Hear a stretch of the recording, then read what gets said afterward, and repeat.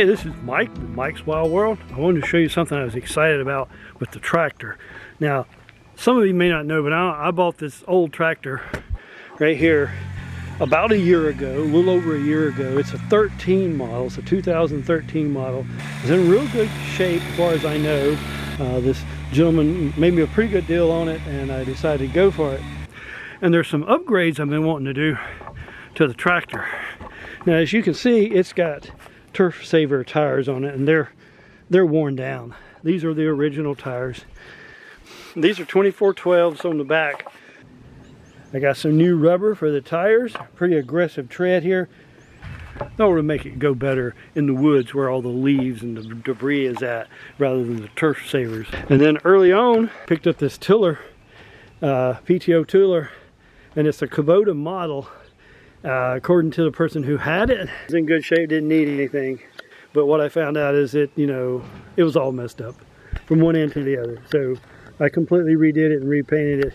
She's ready to go now.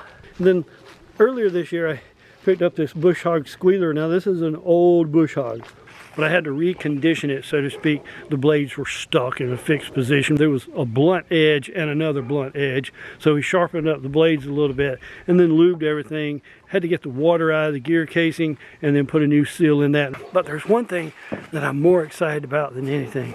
It's right here. It's in the filler cap. You see that? What is that? That's a little basket strainer. Now, the tank is basically empty.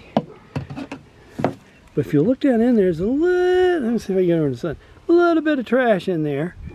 Now, I picked this up for 15 bucks or so, but I understand it's the same thing as a cold brew coffee filter.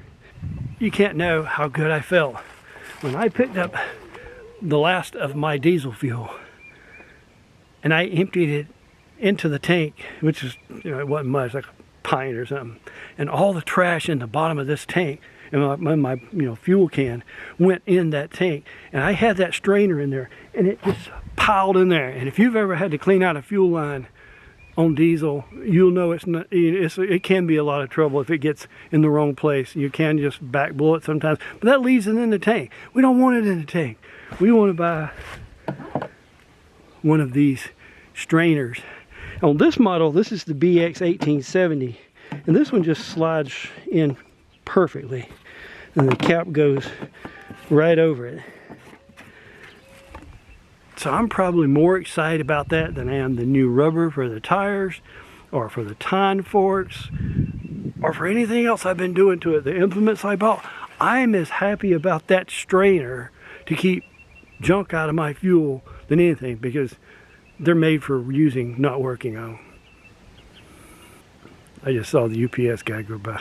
These strainers for the BX 1870, and you can get them for all of them, I think. They make them for them. I don't know what their cost is. I just know what mine was. It was about 15 bucks, and it's worth $15 to me not to have to clean out the fuel lines on this thing. So I think I'm kind of ready to go. Mr. Toasty's just about ready to rock and roll. So this is Mike's Wild World. I'll see you next time. Thanks for watching. Like and subscribe if you can, and leave a comment. It's a wild world, so get out there, and thanks for watching.